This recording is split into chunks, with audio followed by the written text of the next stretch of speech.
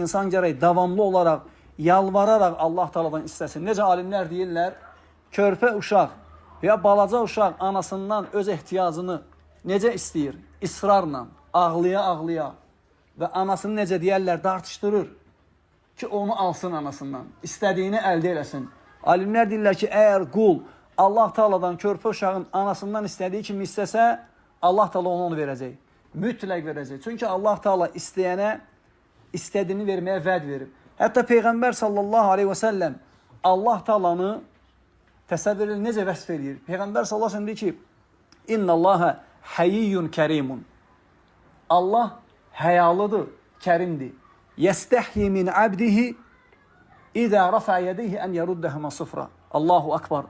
Necə əzəmətlidir bizim Rəbbimiz. Həyalıdır. Peyğəmbər sallallahu aleyhi və səlləm deyir ki, Allah həyalıdır və kərimdir. Qul əllərini qaldırıb Allah Taala'dan öz ehtiyacını istəyəndə Allah onun əllərini boş geri qaytarmağa həya eləyir.